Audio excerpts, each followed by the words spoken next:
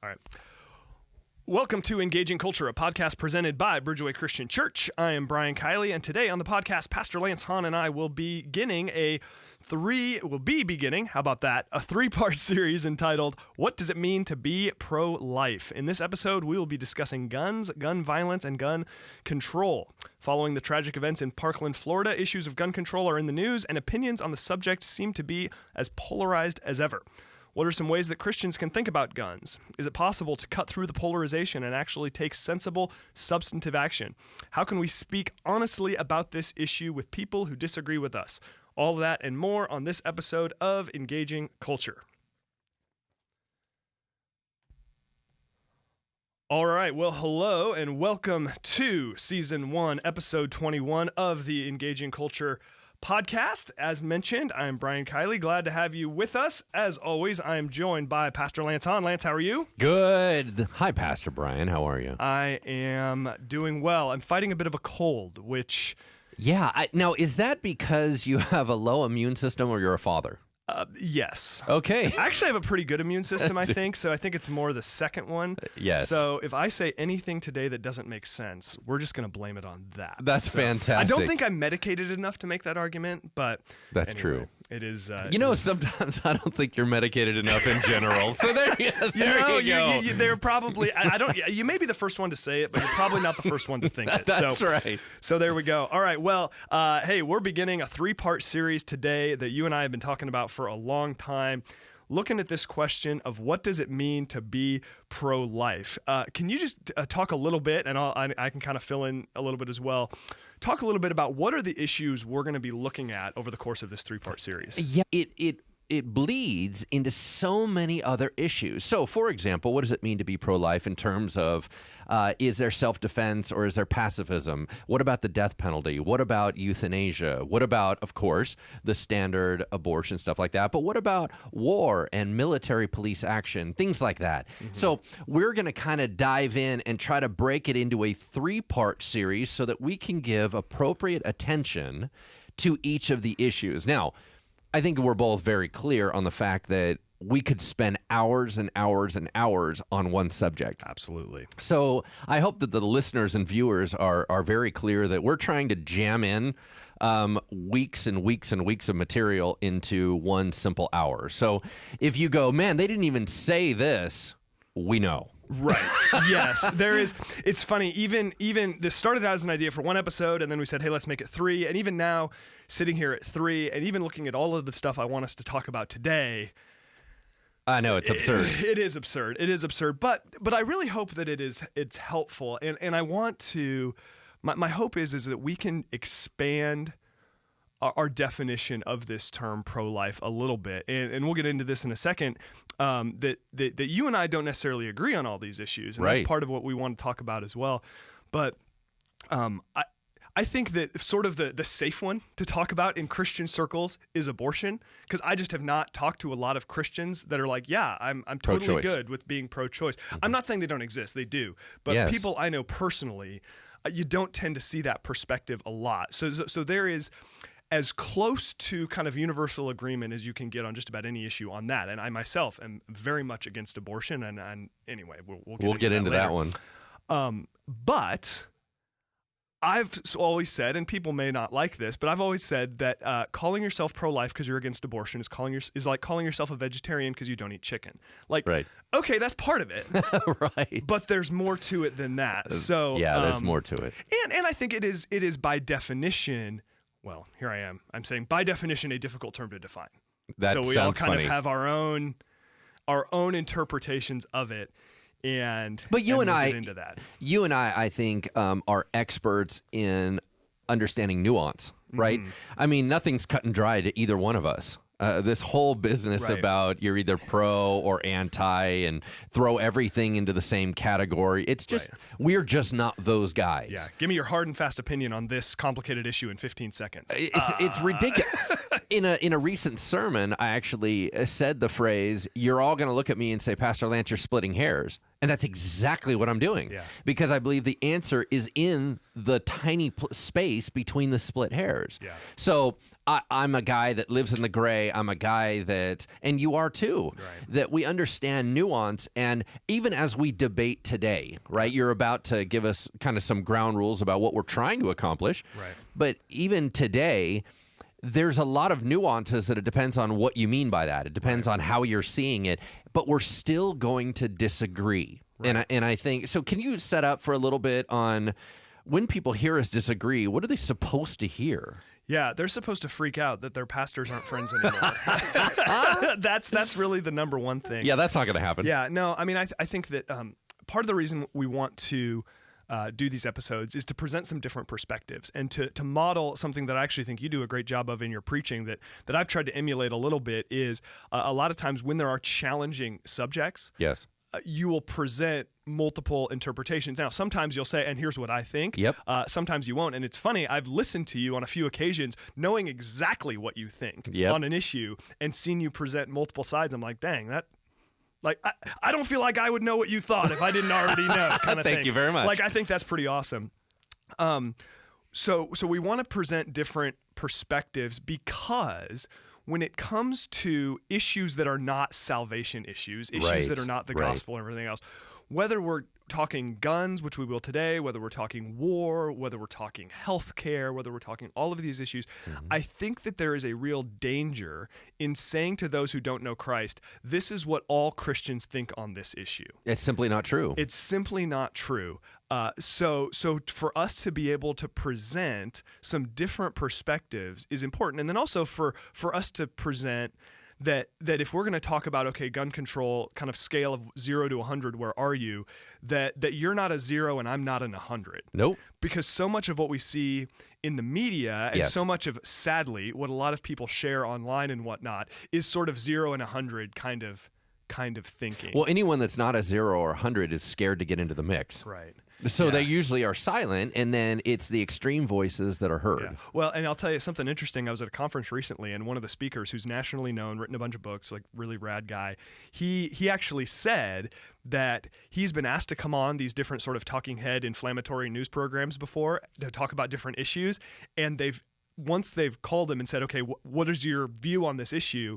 They've said, okay, we can't use you because you're too thought out and sincere in what you're saying. And like, basically you're not inflammatory enough. So this isn't going to work for That us. actually happened to me. Yeah. Oh, did it? I had some guys that knew some other people here, and they got in to have an interview with me, and they wanted to do a documentary.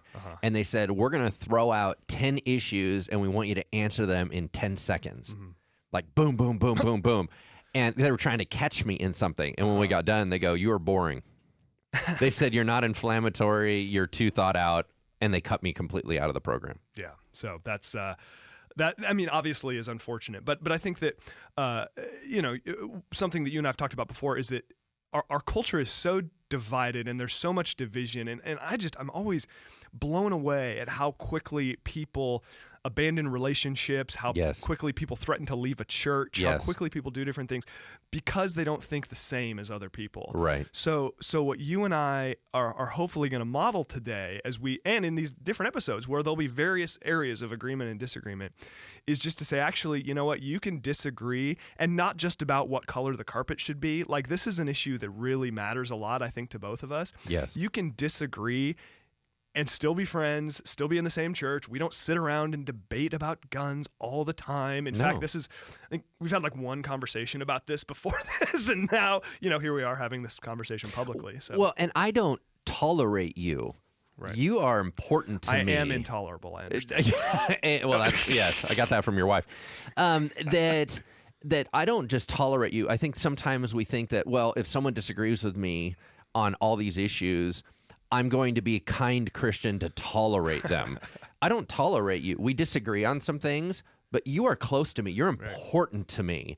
And I consistently integrate my life into yours with disagreement pieces. Yeah. Anyway. Yeah. So one more thing. Same to you. One more thing, if you could clarify for us and our listeners and everything else.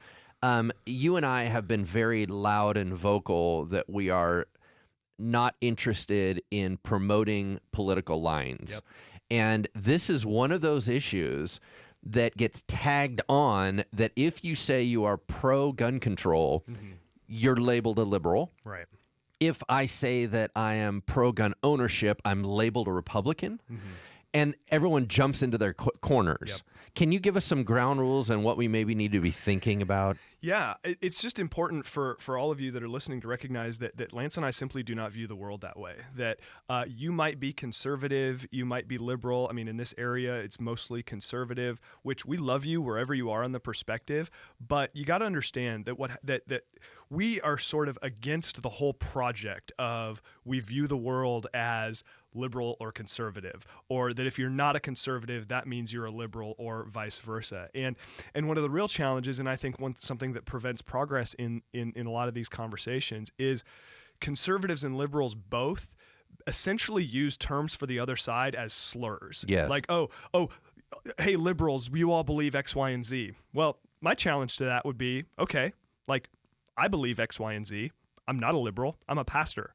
Right. How about substitute, hey, pastor? Yes. Like, all of a sudden, there's some tension there. So for a lot of our listeners, and I get, like, and just the fact of the matter is, it's the air you breathe. You listen to conservative stuff. You listen to liberal stuff. You see the world in those colors, and you got to just recognize you might see the world that way, but we simply do not. So it's inappropriate to sit here and label Lance or I as defending a side. Now, we're defending ideas, and we're defending values, and we're trying our best to be honest and fair, but we're not defending a side, and we're not interested in being labeled in political camps. Yeah, absolutely. I think that is super critical. That is one of the greatest unnecessary dividing places. I think sometimes not being able to have full fellowship, it becomes a reality. But I think the vast majority really needs to just be worked through. Yeah. And we got to be cool with that. So, yeah, anyway. All right. Well, so with all of that being said, hey, pretty good. We worked through all of our disclaimers in about 15 minutes. That's pretty good for Pastor us. Brian and I are king of disclaimers. Indeed, before we say anything. So we're talking guns today. Let's start a little bit by, Lance, share a little bit of your background with firearms and kind of the role that they play in your life or have played in your life in the past. Yeah, so I come from a family, neither my brother, my dad, or myself would be considered the traditional macho guys, right? So my brother's an attorney, a prosecuting attorney in a criminal division, okay? So he's completely around crime and things like that. But he's a businessman. He's a very wise man, a very articulate man. My dad was in education. He is the one where I got my communication skills from, a lot of my humor from. So very white collar. And we never did like the traditional sports and all that stuff. Yet, all three of us have a similar view on gun ownership. And we all own guns. And so that was something that I knew about. It was not a lot in our house because my parents were divorced. So my dad had a gun, but there was no guns in my house growing up. Okay. When I became old enough, I realized also my brother owned a gun and that I then ended up owning guns. So I am not only a gun owner, but I took it a step further. And this is a part where I'm only bringing it out for the sake of debate, and I can give people some clarity because this actually kind of violates the unspoken rule, right? So I am what's called a concealed weapons carrier. So it's called a CCW, okay? And what that means is I have gone through a process by which I can carry a gun on my person wherever I go in certain states. Now, my primary state is California, so that does not automatically give me a right to carry in another state. There are certain things. And in going through that process, one of the rules is that no one can know you're carrying a weapon. So, for example, you can't have any visible, like let's say you had on a tight shirt and someone could see it on the back of you from your holster. That actually is a violation. You're not allowed to have any what's called printing where they can see the outline. Because it's not a bullying tactic. You're not allowed to let anyone else know you have it. So the idea that I would go, hey, I'm a CCW guy, ruins the whole point of it being concealed, right? Okay. But the purpose of me saying that is that I had to go through an extensive process by which to have that. I didn't know if you wanted me to get into that or not. But what's your background in guns? No, I think it's really important to get into that. We'll maybe do that here in a little bit. I don't have a strong background with guns. They were not a part of my childhood. I do actually, I found out like way later. I think my dad did own a gun, but my parents were pretty strict about, like, guns just weren't really a part of our household. Like, we didn't even do pretend guns. That was not a thing. We weren't really allowed to watch violent TV, or I think we got to like play Street Fighter as a video game, but then my dad took it away because we started trying the moves on each other. I don't know. But just guns and kind of anything to do with violence was just not a big part of my upbringing. I've never been very interested in guns. I've fired a gun on a few different occasions, and it just doesn't do anything for me. I'm not interested. I don't own a gun. I can't imagine I would ever own a gun. I am not, and we'll get into this, I'm not against sane people owning guns. I'm not against going to ranges and shooting. I would liken it to going to the opera. If that's your thing, go for it. Have a great time. Just don't invite me because I'm not interested, right? And as I've paid attention to different debates about guns and all of that, I view that as very important to this conversation of what does it mean to be pro-life. And I think a lot of people will be challenged by some of what I share today, and maybe they won't like it. That's all right. But I hope to bring some nuance to the conversation. And I'm comfortable just saying, hey, I'm not a gun person. I'm not interested. I don't think they're cool. I don't like see somebody firing a gun and I'm like, wow, that's so manly and tough and awesome. Like, I just... Right. Doesn't do anything for me. So that's I appreciate that. That's my background. Talk a little bit. Let's actually, well, no, we'll get into CCW stuff in a minute because I do think that's important. Why is gun control such a polarizing issue today, do you think? To me, it's as simple as we are obsessed with rights. We have been raised in society, primarily here in America, with the idea of the value of the individual, the autonomy of a person. And anything that restricts our movement feels like an infringement on what should be natural to us. So we talk about the Bill of Rights in the very core of our history here in America. We talk about, you have a whole listing of, I have the right to pursue happiness. I have the right, everything we have is about the empowerment of me. I get to do anything I want. Yeah. So whenever you're going to get into any situation that says you shouldn't or you cannot, there's going to be a polarizing issue, okay? Why is Christianity polarizing? Because it involves restriction in people's minds. Now, we see it as salvation. Other people see it as restriction. Yeah. Anytime there's rules or regulations, when the school in California started mandating Common Core math, polarizing. Why? You have to teach your kids like this. When they started arguing prayer in schools, out of schools, you pulled a right away, so I think that is in essence going to start it on a bad place, right? Of polarizing. Yeah. So why? I mean, on some level, sort of part of living in a civilized society is sacrificing some of your rights for the good of the whole. Now, there are various kind of political ideologies that would challenge that notion a little bit, but for the most part, living in a society, heck, living in a household, requires the surrendering of some rights for the collective good of the whole. Heck, having a job requires that. So much of what is just commonplace in our world. I mean, we all have to agree on, okay, we're gonna agree that these pieces of paper are worth money. We're gonna agree that we're gonna abide by these different laws, and that we're gonna appoint individuals, police officers and such, who have the right to restrain us if we fail to abide by them. Some level of restriction for the common good is necessary. And yet we're obsessed with our rights. I mean, that to me feels like it creates a clash. And I feel like it creates a clash on this issue of guns and gun ownership. I don't want to say more than anywhere else, but it seems like it's heightened. Oh, it's super. Yeah, no, it's super heavy. The other thing is that to some degree, I think what makes it a passionate issue is there are elements of fear.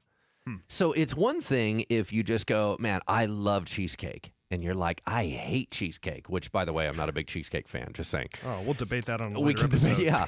But if we get into this, there's no fear. Okay, if I, let's say, have in my heart a distrust for the government, and the government is going to tell me I can't defend myself, fear is now involved. Yeah. If you, who would say, I don't like guns and people having access to be able to kill other people, and I say, I want more people to have them, there is a fear that is going to be used improperly.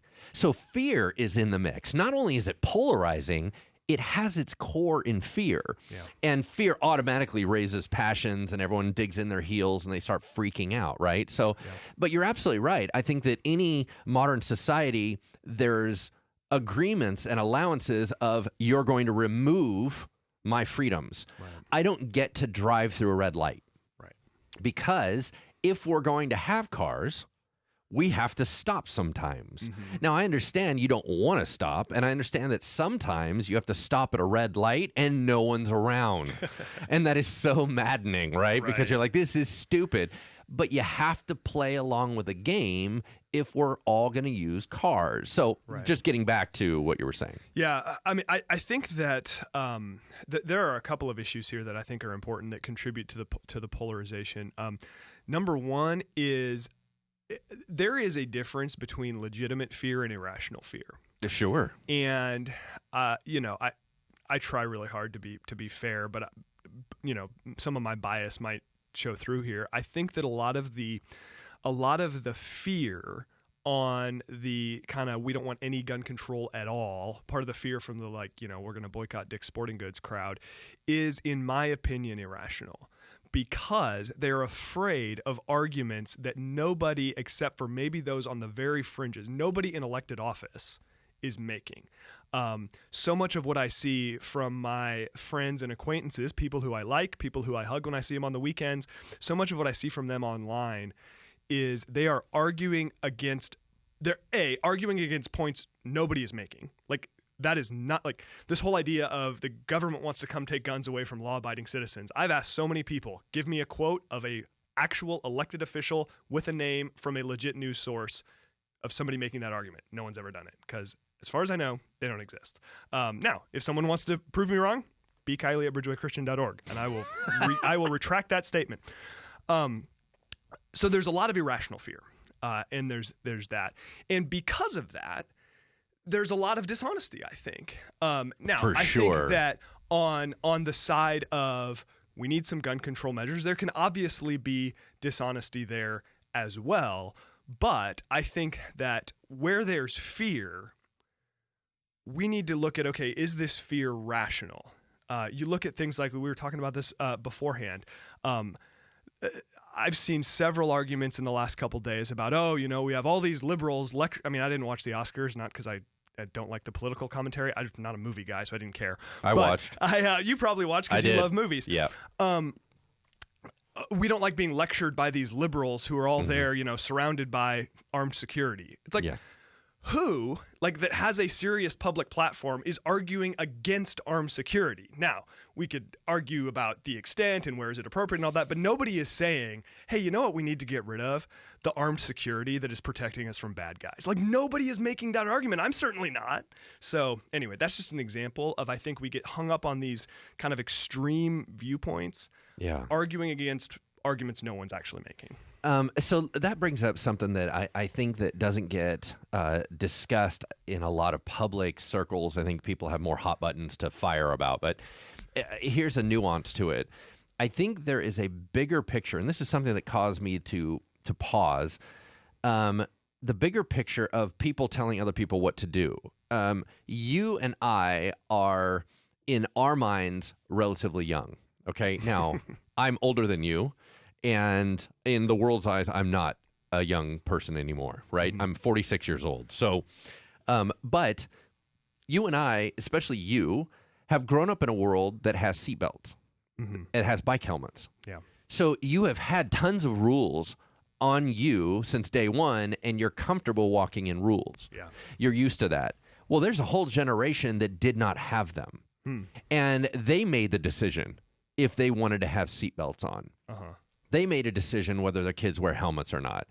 And what has happened is they had a traditional lifestyle that new people came in and, for whether they agreed with the reason or not, started imposing more and more and more and more restrictions. That idea that the liberals are causing more and more restriction to where they're dictating everything about my life, that reaction, you don't get as agitated by it because you didn't have that freedom. There are some older folks that were going, whoa, whoa, whoa. As long as I've been alive, all we do is add restriction. If I want to ultimately not have a seatbelt on in my car, I'm going to be able to have that option. You may say, well, you can only drive and turn right at some point. That fear of constant restriction tightening down is what a lot of people are responding off of. The reason why I said it gave me cause to pause is that I am okay with restriction. In my personality, in my understanding of society, in my age group, I'm actually okay. And I understand the whole idea of going, you give up stuff to get stuff. Right. But not everyone's made like me. And to other people, they're not cool with it. Right. In their world, they're like, you know what? I don't think it's okay. If I want to go live and do my own thing, I don't need people to babysit me and constantly tell me everything I need to do. And to some degree, there's validity to that argument. Why are we suddenly saying we all get to decide what you do, how you do it with your kids, what you're going to do? Where did that come from? Like, we're all on the shoulders of people way later. This is not how it was in the West when we were expanding. That was not how the idea of being able to go into a territory and do squatters' rights. Right. We don't live in that world. But does that mean that our world now is better than that world? I don't know. Well, I think the answer to that is clearly yes. Our world is better in 1,000 different ways. Now, that better comes at a cost. Absolutely. Right? If I go to the grocery store, my house is more equipped to provide food for my family, but I have less money, right? Like, there's a cost benefit there. We live longer. Way fewer people are flying through windshields. Violence is trending downward in virtually every measurable category, despite the epidemic of gun violence in the United States. So these restrictions are statistically, if we're going to look at this rationally, are unquestionably improving quality of life. They're unquestionably extending lifespans. They're unquestionably reducing mortality due to accidents and things of that nature. Now, does that mean that any restriction is good all the time? Of course not. But I think, and this is a common argument by people who think like me, but I see people share things online like, there are more people that die in, car accidents than by gun deaths, so we need to get rid of all cars, right? And it's meant to be this sort of tongue-in-cheek thing. It's like, well, actually, cars are a perfect example of what I think a lot of people like me are actually proposing. Because you know what you have to do if you want to drive a car? You got to get a license. You got to get a license. You got to pass a test. You want to know what happens if I decide I'm going to go out and I'm going to drink too much and then I'm going to drive? I don't get to drive anymore. You know what happens if I get into an accident, even trying my best? If I get into an accident, there are serious consequences for that. I could be liable for damages. My insurance rates go up and all of this other stuff. Now, if I behave myself, like, I do not, the fact that there are many things I could do that would not allow me to drive a car anymore, as a law-abiding driver, I'm good with all of those things because I'm a law-abiding driver. Right? Totally. So if anything, and there are fewer car accidents today. Cars are safer than they've ever been. It's still a problem. Let's go with the driverless cars, Google. It's still a problem, but it's way less of a problem than it used to be. And law-abiding citizens have to go through some extra things. You got to wait in line in the DMV, all this other stuff. But for the most part, my ability to come to and fro, drive where I want to in a car is relatively unbothered by restriction. That, more or less, and we could nuance this a lot, more or less is a sensible way to go about handling guns in our society, in my opinion. Yeah, so you turned a corner, but I got to back up real quick, and then I'm going to make a couple points, and then we'll jump into that. Okay. First thing is, now remember, I already told you I'm comfortable with restriction. I'm comfortable with the cost. Okay. What I think is important is to understand that doesn't make it right. So, for example, you said the answer is absolutely yes, quality of life. I think there's a great disagreement with that. I don't think that the fact that everyone's stressed out and freaked out in our modern day society is not better than when we used to go around and hunt bison and gather up stuff. I don't think quality of life is better. So I think even though I'm cool with the cost of all this management, there are some people that don't view that. And I can't say that just because I'm good with it, everyone has to be good with it. You know what I mean? There is a different perspective to say, stop telling me everything to do. You know what I mean? Okay. There is a valid argument of that for quality of life. I disagree with you on the quality of life thing, but I'm with you on that there's other perspectives on how we view regulations. Totally. Okay, so the other part that I want to talk about is that the oddity of guns. So the car analogy, right? So cars kill people, knives kill people, everything kills people. As a matter of fact, so I'm a crime guy, right? So I study crime as in my true crime, just, I don't know if that's a hobby. I don't know what it is. It's an interest. It's creepy. But anyway, that's what all serial killers that kill massive amounts of people, none of them use guns. They use whatever's in the house. The idea is they're killing large amounts of people with no guns. The gun was not the piece, right? So now here's the thing. So having said that, killing, by the way, killing's always been a part of history. Guns are new. Right. I mean, if we're going to talk about history, they're new. Right. So guns are not suddenly, oh my gosh, there's bad people in the world because there's guns. No, there's bad people in the world, and they're going to use whatever they have. One of them happens to be guns. Now, here's the part that I do concede, is that guns, by manufacturing design, were not designed primarily for entertainment. Now, I'm going to get into why I have guns, and it's for entertainment purposes, mostly. Not all, but mostly. But guns, their primary manufacturing design is to put a hole in something. If that is not a target, and they were not originally for target shooting, if that is not a target, it's a living being. The point of a car is multi-use. The point of a car is to get from here to there. If something goes wrong, it kills someone. The point is not to kill someone. Guns are much more limited to having only a few reasons for being, and their primary manufacturing was for killing. That actually is their point. So to say, man, I wish we had a lot more guns, you have to say, well, then we need a whole societal change towards it's only entertainment. Right? Now, having said that, let me bounce back. Once again, this is me arguing with me. Okay. Guns do have an entertainment value. One of the primary reasons I ever owned guns in the first place, I have 3 guns. The reason why is target shooting. I absolutely love it. Now, people go, well, that's not really what guns are. Well, we have airsoft is a huge, massive industry of airsoft guns. They don't shoot people, but it's entertainment. Same thing with paintballing. They don't kill people, but they love the entertainment. It's a shooting a projectile, even at people, right? That's what airsoft and all that stuff is about. All of that is an entertainment. And yes, you can use entertainment wrongly. You can use a slingshot wrongly. You know what I'm saying? So I have guns for, I would say, 80% entertainment, 20% self-defense. But I understand that even though you have BB guns and pellet guns that can't kill somebody, and little shooting, for kids and all that stuff, they're not there for killing people. That's not what they're designed for. They can't kill somebody. And would you say, just for sake of clarification, from an entertainment standpoint, there is something about firing live ammo that is just more exciting than firing, say, a BB gun or an airsoft gun? Yes, absolutely. I think that blowing stuff up is fun.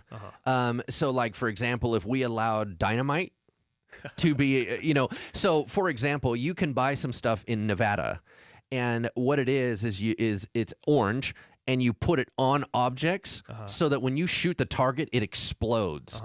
Now, it's illegal in California, okay? But the idea of blowing up stuff has always been a thing. People love blowing up stuff. And it's whether it's firecrackers, people put them under a can and poof, it blows up, or fireworks for 4th of July. We like blowing stuff up. So yes, the bigger, the more interesting, for sure. But I remember growing up, and a friend of mine had a BB gun, and we would go down by the lake, and we would shoot trees and and it was just fun, the idea that you could knock something off way over there from over here. Right. That was fun. Yeah. No, I see. And I'm the weirdo who's not built that way. Like, I've just never found explosions to be all that interesting. Right. Like, okay, cool, whatever. Like, I'm not anti. I'm just not into it. But I want to be clear that I don't think there's anything wrong with that. You like going to the gun range and shooting. Yes. I like hiking. Right? Absolutely. I do not like hiking. We both sort of feel the same way about each other's interests. Like, yes. Good for you, man, but don't invite me. Like, and I, as a guy who's not a gun person, I have no interest in restricting your right to go do that any more than, like, you would say we need to restrict your right to go hiking. Like, It's silly. And I think that a lot of getting back to the fear piece comes to people saying, well, there's a lot of these sort of anti-gun zealots out there who want to take away my right to go have fun at the shooting range. Yeah. And I'm open to correction on this if I'm missing something, but I just don't see that. Well, let me put in something, because some people are going to, in their heart, immediately say you're wrong. But let me correct them real quick. Okay. Y'all, whether it's ladies or men, whoever's watching this, that gut feeling you have, I would probably guess 95% of you is because of the slippery slope argument. You're going to go, and what you're about to say next is speculation.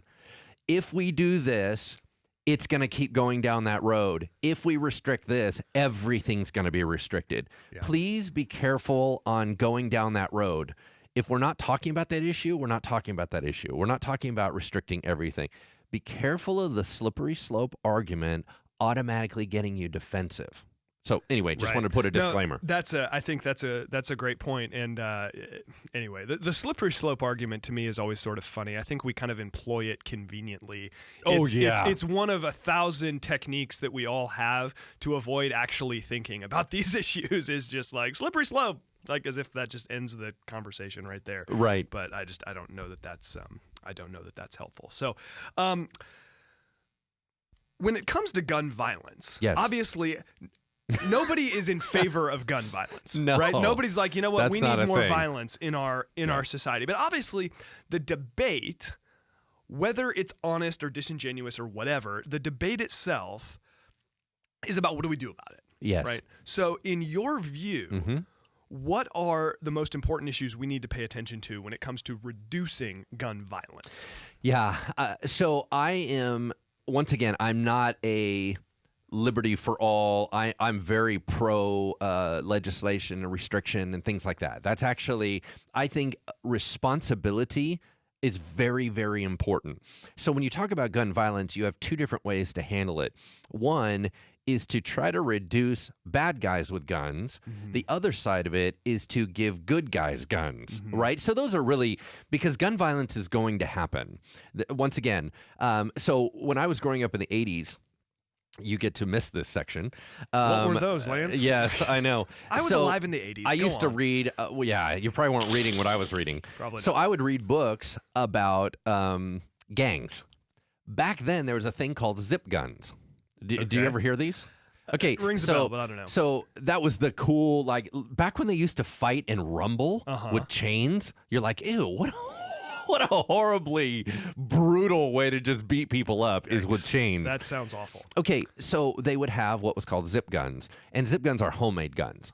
So you couldn't buy one, you made it yourself. Okay. And so any homemade manufactured gun it's technically a zip gun. That's kind of a little slang term, but it used to be a big thing within there. So what was my whole point in even bringing up zip guns? I don't know. Why are you talking about zip guns? What are the issues we need to pay attention to? That was the initial question. Yeah, all right. Somebody knows where I was going. I got off on zip guns. Anyway, the idea is saying, how do we get them out? Well, let's say the bad guys make their own. What are the good guys going to do? Right? Okay. So the idea is you either have to have protection or removal of danger. Those are really your two sides on gun violence. Do you see it another way? Protection or removal from more or less. I think that's because those two categories. Somehow, some way, a bad thing's going to happen. So we either remove the bad from happening, or we protect against it once it starts. Yes, agreed. So I think that when we simplify it down, gun violence, you're looking at that. Now, what I think is awesome, and hopefully we're all getting on the same page of everyone wants that gun violence against the innocent to go away. Right. Everyone, now one person's coming in from the removal of the danger element. The other one is coming in from the protection against the danger element. Okay. We both have the same goal in mind. We come at it from polar opposite directions. Right. Okay. And so before we automatically get angry at each other, not you and I, but just in general, in debates, can we please agree that we're all trying to get to a same area? No one that is human, in my opinion, had any good feelings about what just occurred in Parkland, Florida. Right. What occurred at that school where a student was able to get a hold of weapons, adjust them, and shoot other students, our whole nation mourned identically. Right. Now, what's the solution? That's where everyone starts fighting. Right. Yeah, absolutely. I mean, I think there is, if there's any agreement at all, it's clarity of, okay, nobody's arguing that, hey, we need to have more shootings, we need to have more of this bad stuff happening. I mean, obviously, we disagree somewhat on how to go about that, but I think that it's important to recognize that it's multifaceted. Yes. And to address one side of this issue is not to negate the other. So, for example, mental illness is a big deal. And I'm concerned about some legislation that's come down the pipe loosening some restrictions on mentally ill individuals having access to handguns or having access to guns in general. And I think that's a problem. We need to be very careful about mental illness, both in the treatment of mental illness and in having an effective database to keep mentally ill individuals from owning guns. I think that part of what kind of frustrates me about some of the language that's used in the debate is to take kind of a step back from what I just said, is we talk about like the problem's got to be one or the other. It's either like a social thing or a legislative thing. And I think that just doesn't work. Like I've seen, again, a lot of stuff online saying, hey, gun laws aren't going to work. You need to be nicer to the people at your school. I mean, I'm simplifying the argument, but that's it. Like, yeah, like let's be nicer to everybody. But you know what? Like let's move heaven and earth to make sure, for example, that no kids slip through the cracks. Let's move heaven and earth to make sure our workplaces are healthy and that people feel supported. But let's make it really hard. If somebody does slip through the cracks, let's make it really hard for that person to get a firearm, especially a weapon of war, to then commit an act of violence. So I think we need to pay attention to mental health. I think we need to pay attention to how do we keep guns out of the hands of bad guys. I mean, another thing is people say all the time, gun control laws won't work because criminals don't obey laws. Then why do we have laws at all? Like that literally hasn't stopped us anywhere else. So we need to pay attention to mental health. We need to pay attention to who has access to handguns and how do we keep them out of the hands of bad guys. We need to pay attention to what guns are out there in circulation. To me, the issue of who has guns is way more important than what guns they have, but I think that's also a question. And then, this might sound surprising given my perspective on all of this, I do think we need to have some conversations about armed security. I think that arming teachers is a outrageously, ridiculously bad idea for a variety of reasons that I'd rather us talk about other stuff, so we won't get into that. But I think it's great, for example, that we have armed security here at Bridgeway. I think the guys that are protecting us, I am grateful that they are here, and I recognize they are a necessity. I like the fact that when I take my kid to a Kings game, we walk through a metal detector, and there are people with guns there ready in case a bad guy shows up. I like the fact that armed security is there. I think what does that look like in schools and things like that is a little bit more complicated. But I think there is a place for that conversation in all of this. And so I think that I'll give one pushback piece, and then we got to jump right into it, which is how do we work with this? But here's my one pushback. Once again, it comes from fear. Mm-hmm. Okay.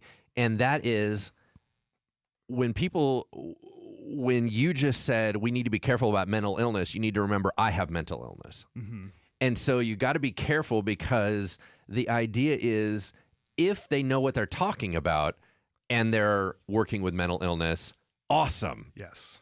But the broad stroke categorical mental illness, it's kind of like when we label all felons the same, and yet there's some felons that are violent and there's some felons that were white collar, and there's some but you end up labeling them all the same and say all of them have the same restrictions. Yeah. You go, that's silly. That's not good, because it causes a unnecessary backlash. So I have mental illness because I have a panic disorder, but I'm actually in that category. Yeah, and I wholeheartedly agree with you. I think that we have to be nuanced about all of this. Yes. To quote myself, in some ideas we were exchanging prior to the show, is people that say gun control doesn't work. I say no, stupid gun control doesn't work. Yes. I think that the idea of, say, for example, broad stroking anybody with any sort of mental health diagnosis, I think, frankly, first of all, most of us would have some sort of diagnosis if we looked into it. Oh, yeah. But the idea that, we would whitewash everybody or broad stroke, No. completely agree. That would be 100% wrong. We have to be smart about all this stuff, which we could split hairs forever on that. But. Right. So let's jump into the heart of it. I think that the very heart of this podcast is, what do we do? Okay. Yeah. So you have said already that you are pro wise gun control. Mm-hmm. Now, this is where you and I agree. Now, we're going to start disagreeing on some other pieces, which I think is important. And there are some things that you said, I go, no, I really disagree with you. And there's things that I'm going to say, you're going to say, I really disagree with you. Yep. I think that's very important to note. Mm-hmm. But we are actually both pro gun control or gun policy or wise stewardship, right? So whatever word we want to use, I think that where the difference comes is what's the restriction and how, right? So, for example, I want to get into the CCW piece. Yeah, that'd be okay, great. So in order to get my CCW, the concealed weapons permit, I had to go through a very extensive process. So the first thing that you have to do, and then I'll also wrap that up at the end, I almost could not get it. So I wanted to get it for two reasons. Number one, and this is not the reason for it, but so I get it. If they're listening, they're like, oh, you're a moron. Okay. I wanted to get it because I wanted to at all times not have to worry about being illegal transporting a weapon to the gun range. Okay. Now, you can put it in your trunk and it has to be locked, and there's a bunch of different rules to transport a gun out of your home. There are so many different rules on that.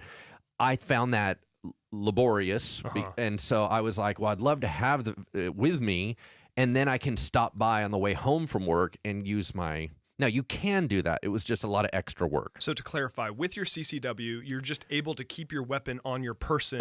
In a less laborious manner for transport. That's it. Okay. That's it. So cool. So first of all, it was ease of use. Yeah. Okay. The second reason, and the more important reason, was I wanted the option to carry if I felt danger. Okay. For my family. So I have only, since I've had my CCW for years now, I have only carried it twice. Okay. I literally did not carry it on my person. Now, I wanted the option to carry if there was danger. So you've had it with you on many occasions, but only for the purpose of self-protection, only twice. Yes. Okay. I've actually only had it on me. Yes, you're absolutely right. Any other time, it's just been going to the range. It was going to the whatever. range. Yeah. Okay, so having said all that, in order to go through that process, I almost couldn't get it because it all depends on who's in office. So in California... I'm in Sacramento County, and it depends on who was in office. So most of my life, I was told, don't even bother. You're never going to get one. That's what I was told. There was a change in leadership a number of years back, and they said, this is your only option. This is your only time frame. You're always going to get denied. Now's the time, because we have different leadership. So I went and I got it because I wanted to be able to protect my family. That idea of going, I can't get the right to protect my family, depending on who's in office, was frustrating for me. And real quick, what kind of weapon are we talking about here? We're talking about handguns, 9mm or smaller handgun. Well, you can do a 44 or that type of thing, but it's a handgun. Okay, I think that's the only type of weapons that I own. Got it. I'm not a hunter. That's a whole nother discussion, which is very important. Yep. I don't do rifles, and there's no such thing as assault weapons anywhere near my home. Okay, so... We'll talk about that in a moment, but I have handguns. Yeah. So in order to do that, you have to submit an application and go through this whole process where I had to go into the sheriff's department and have a sit-down, face-to-face interview where they went over all my material. They looked at me. They analyzed me upside down the other. I also had to then go through training. I had to go through a whole class. Now, in these classes, I kid you not, they put the fear of God into you. It is like, if you ever use this, you will go to jail. You will be, I mean, they're scaring the living daylights out of you. Like, don't you ever pull a weapon out on anyone else in your life. And they're so heavy on responsibility. Yeah. All the people I've interacted with through that process are like the most responsible people ever. Now, do they all have NRA stickers on their car? Some of them do, sure. But the point is, these people are the best of the best. They're just the sweetheart people going, listen, I live in a neighborhood and it's not safe. I need this. I need to carry this in my purse back and forth from work. All right. I had to go through all of that screening, background check. I had to go through, and then every 2 years, I have to go back and do the class again, a refresher class. Don't you ever pull this weapon? Don't you, right? And you're testing it to make sure you're not going, oh, I'm just randomly shooting at someone, but I don't know how to shoot my weapon, and now I just shot the kid behind the guy. Right. So the amount of restriction on me to have the ability to carry a weapon, I felt was entirely appropriate. Where you and I agree, and just because of prior dialogue, is that we both find it unusual that you can, in Nevada, there's no waiting period. You can buy a gun and walk out of the store. That is super trippy. Yeah. In California, you have a waiting period. You even just for ownership, right? Remember, I did a CCW. That's different. Right. If I just buy a weapon and keep it at home for home protection, I can just buy one. Now, California's a little tighter than Nevada, but literally, if you, for whatever reason, you can take that home. Now, here's the problem. The fact that people have guns but have not gone through that training, that's only for me to carry it. I don't know of any, and somebody's going to go, oh, I know, right? Okay, I get it. You can save your emails. You're right. I know of none of these school shooting scenarios where the school shooter was a CCW. Right. They were just literally had access to guns. Yeah. But there was no responsible training demanded. And to me, that is absolutely bizarre. Yeah. Yeah, I completely agree. And that's where exactly what you're describing, it is so refreshing to me, frankly, to hear you as a gun person, CCW and all that, who had to go through all of the inconvenience. Now, I sort of share your frustration with the issues of, like, it depends on who's in office. I agree with you on all that. It's refreshing to hear you say, I had to go through all of this stuff and I find it appropriate. And now here you are, you're a CCW, and that's great. And I think your perspective on that is wonderful. And the thing is people like you who have been through, what is it? I read online it was 16 hours. I don't know, the 16-hour training class or whatever it is. I have no issue with people like that owning weapons who are having to submit to extensive background check, who are having to be evaluated in some different manners. Those sorts of individuals, I have no issue with them owning guns. I believe that people like you should be allowed to buy guns and should be allowed to own guns. It should be very difficult. I have no interest in imposing my lack of desire to own guns on you. Right. However, I want our society, our government, whatever, to go through the process of making sure you are mentally stable, that you are responsible, that you know how to use a gun, you know how to properly store a gun, you are educated in gun safety. I think that is what's important. And it's interesting. I mean, you look at other countries. There was an article in the New York Times about the process for buying a gun in 15 different countries. Now, even I'll admit, one or two of them, I'm like, wow, that's pretty intense. But in a lot of them, I'm just like, this just makes sense. We're talking about mental health evaluations. We're talking about extensive background checks. We're talking about waiting periods and all of this. And these are places that have rates of gun violence dramatically lower than ours. So all of that to say, I would like to see more gun owners have to go through something close to what you're describing. Right. And I think that if that happened, A, we'd have a lot fewer shootings. Yep. B, everyone who is scared about, oh my gosh, the government's coming for my guns, would realize, actually, that's not true. And as long as I behave myself, my rights are relatively uninfringed, except for a few hours every couple years to sit and be told not to fire my weapon haphazardly. Yeah. I think people would find that was the case, and we'd have a lot less violence, in my opinion. Any pushback on that? No. I think we're in complete agreement on that. I absolutely believe that there should be regulations. I think that some of the pushback is that not everybody trusts the process. So, for example, some people are going, listen, the only reason you write speeding tickets is to get revenue. The only reason that you have me go through this process with my gun is I have to pay you a bunch of money to own a gun every year.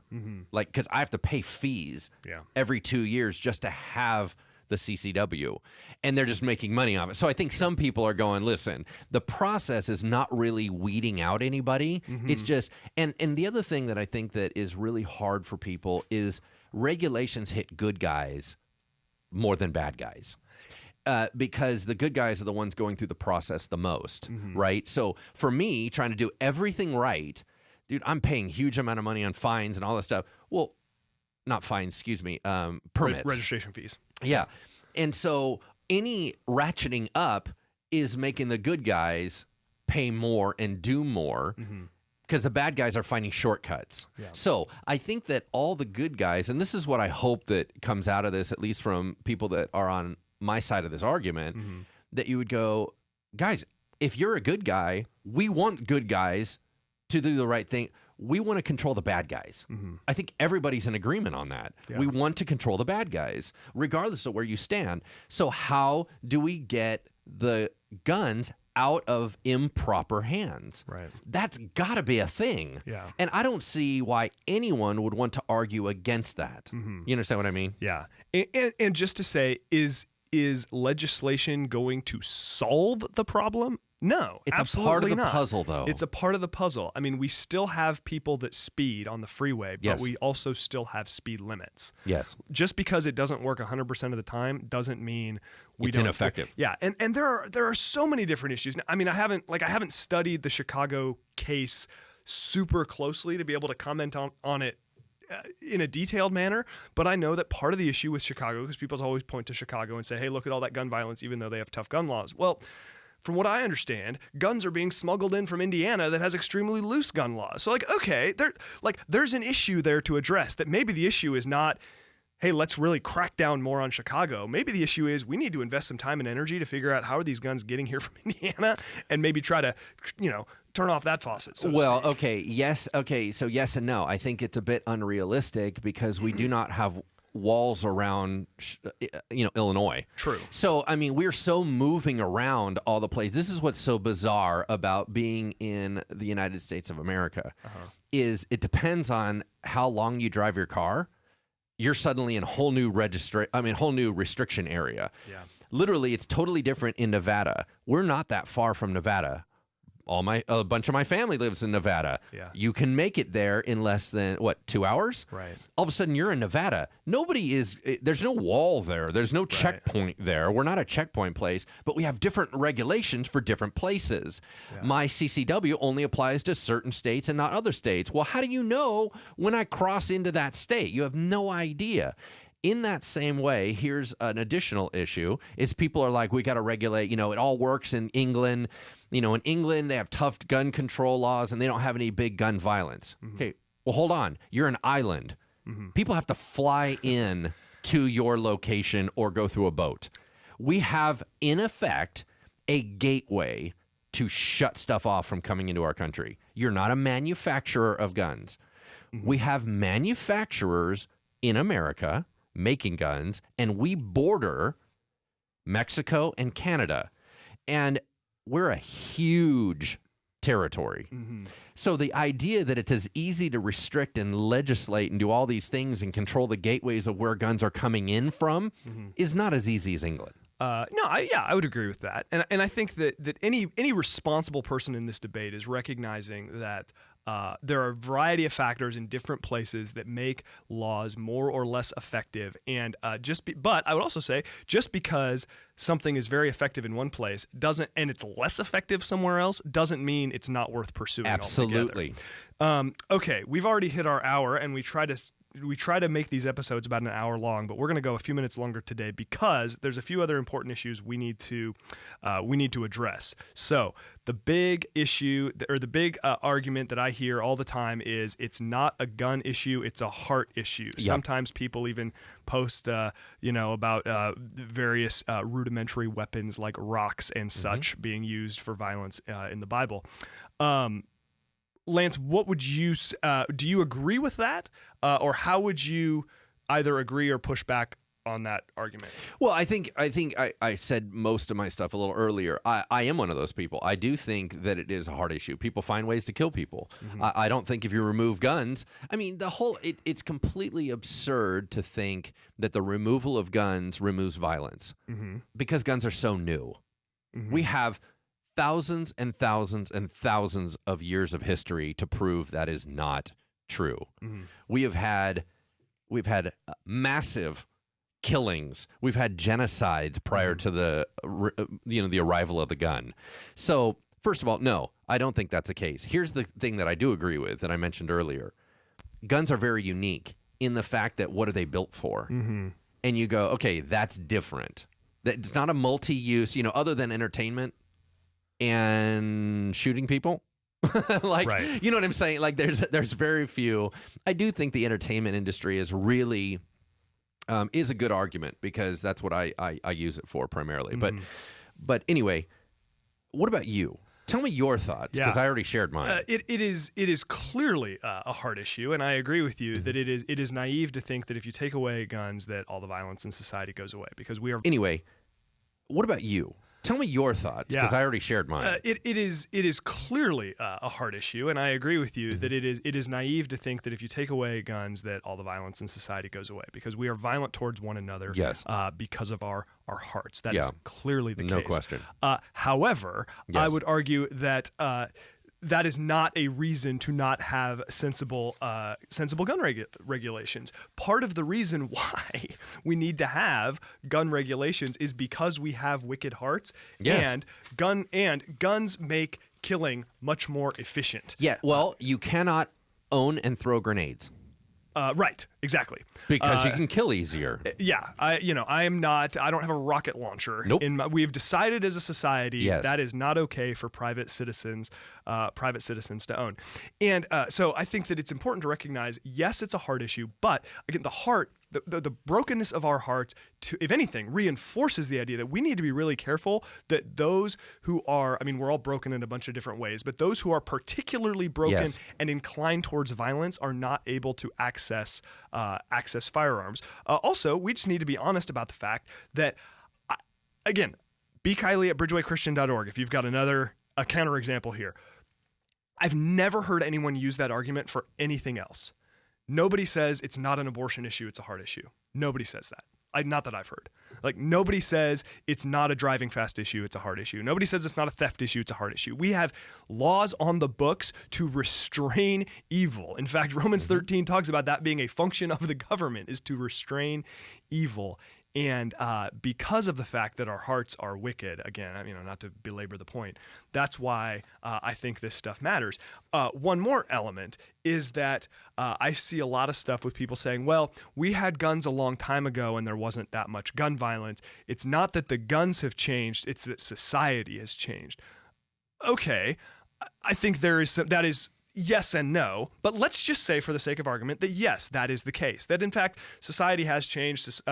The family is broken down. There's more violence and entertainment. There's more isolation. We're spending more time on our screens. There's more depression, all this other stuff. Is that not yes, we need to address those issues, but is that not an argument for, again, keeping guns out of the hands of people that are most affected by this stuff? To me, it is naive to think, oh, well, the answer is take away the guns. That's just boom, that's the answer. No, the answer is let's address mental illness. The answer is let's turn off our screens and actually interact with humans. The answer is, hey, let's invest in dads and moms and nuclear families and people caring for their kids and strengthening the family unit. Let's do all that. And you know what? Let's make sure it's really hard for bad guys to get guns. These things are not mutually exclusive. And I wish, because I get it, people like me have no credibility with gun owners. I wish I wish so much that gun owners, especially Christian gun owners, would be the ones leading the way, saying, guys and gals, if we are obeying the law, we have nothing to fear here, but we're the ones with credibility. We're the ones who can take on those who are lying about what the government wants to do. We are the ones who can really make a difference to help keep guns out of the hands of bad people. I wish that more gun owners, especially Christian gun owners, would do that. Yeah, no, I hear you. I think that it is okay. So I'm super pro saying those that have the influence and authority need to lead the charge, right? Mm-hmm. So I hope that I'm one of those guys. Mm-hmm. I'm very pro guns. Now, I will say this. Let me say something. If we can take the guns out of the bad guys' hands, mm-hmm. I will willingly walk into the police department and set down my weapons. Mm-hmm. I'll give them to you. Now, mm-hmm. guns are super expensive, by the way. I will give you my however many hundreds and thousands of dollars I have in guns. I'll give it up because the entertainment's not worth it for me. I could find something else to do. But if I don't have to protect my daughters and mm-hmm. stuff like that, and you can get the bad guys contained, mm-hmm. I'll hand over my weapon right now. Yeah. We can't, so I still want it. So I'm very, very pro-gun in that regard. Uh-huh. And yet, I believe very strongly in restriction. I believe very strongly in sifting. And so I want to be one of those guys that is talking about that on a reasonable level. Mm-hmm. You're right. You're going to end up accidentally saying things in those that are, that would spur all kinds of chaos because everybody would be, reacting off something they thought you said. Right. But if they trust me by saying, oh, you're actually for what I'm for, mm-hmm. they'll give me a little more of a break to listen to reasonable arguments. So anyway, I'm very much pro policy. Pro policy as it being part of the puzzle. Yes, to keep the guns out of the hands of the bad guys. Of people who shouldn't have them. How else, if at all, and we'll maybe wrap up with this, unless you've got anything else. I mean, so you are a Christian gun owner? Yes, and presumably people tend to listen to this podcast. They listen to the episodes that apply to them, which, hey, I'm like that with the podcast I listen to. Yep. So we're going to have a lot of Christian gun owners that listen to this episode. How can Christian gun owners contribute positively to our national conversation about guns? Right off the bat is calling for reasonable dialogue and discussion and shut down the whole panic that comes from the slippery slope. I think that it's our job to come in and go, whoa, whoa, whoa, whoa, whoa. Jesus never taught us to only be all about rights and only be about pushing our way and only be about dividing and only. That's not the way of Christ. Yeah. So first of all, if you're a Christian before you're a gun owner. Mm-hmm. And so you better be a gun owner in the way that Christ would be a gun owner. Now, you and I can disagree whether or not Christ would own a gun. But here's my point. We'll get into that at another point. Would Jesus own a gun? Yeah, coming up next. We do. We have some talks about that, right? About life and death, and we'll talk about the death penalty and things like that. But here's the thing, is we need to be the ones leading the conversation to be able to say, guys, what is appropriate according to Christian standards, and how should we conduct ourselves in debates? That is super critical. The other thing is Jesus is very pro-responsibility. Mm-hmm. Not this willy-nilly do whatever you want thing. Yeah. That's not the way of Christ. Yeah. So we have to lead and say, how do we protect those under our care? Because one of the reasons we like to have guns is we're protectors. Mm-hmm. We are justice people. We are shielders. Okay? If you want to do that, there's more than one way to do that. Mm-hmm. And part of it is defending. Part of it is removing the bad part in the first place. Mm-hmm. And that is going to happen through policy. Yep. Yeah, no, that is undeniably part of it. Well, this was fun. Yes, I got to add one more piece. What else you got? The last thing is, folks, Brian and I are not anti-hunting. Oh, right. Yes. So it's really important because there's another big piece of how guns are used in our society that have to do with hunting. Yep. Now, you do not, I'm just going to be real clear. I'll just look at the camera. You do not hunt with an AR-15. I'm just letting you know right now. If you do, you're a jerk. You should probably stop doing that. Okay, stop doing that. You also don't have automatic weaponry to take out the deer. Okay. Right. Unless the deer is currently carrying an automatic weapon of himself. Now, so the thing is, we are not I do not hunt. Okay. I was raised on Disney. I think all animals have families. I think that they all have names. So I'm not going to do that. But if you kill it, I will eat it. Okay, so I am not going to be a hypocrite and say just because the slaughterhouse does it behind closed doors that suddenly it's all magically came on my table. Super clear on that. I understand about keeping down populations and all that stuff. Cool. Let's say I concede all that to you. But the idea of hunting rifles and things like that is in actually a different category than what is largely being used for these massive destructive methods of what happened in Las Vegas and things like that. Yeah. So once again, you can hunt. Please don't tell me how you killed the baby deer. I'll eat him, but please don't talk about it. But anyway, we're not anti-hunting, and that does introduce guns into our society that can be used wrongly. Yeah. I get that. Yeah. No, I agree, and I think that hunting is like going to the shooting range or the opera for me. I don't want to do it, not interested. But if that's your thing, by all means, go for it. I think it should be hard for you to get your weapons, just like it should be hard for anybody else. But if you go through the process, you ought to be able to do what you do. I don't think it's wrong. It is what it is. So once again, I think that law-abiding individuals who enjoy hunting have nothing to fear from certainly the sorts of ideas that I would get behind in terms of restriction and legislation. I think that's fair. So anyway, I don't. And good guys, I'm assuming that we're sitting here talking to all good guys. Good guys, we do have to take hits because bad guys ruin it for the rest of us. Yeah.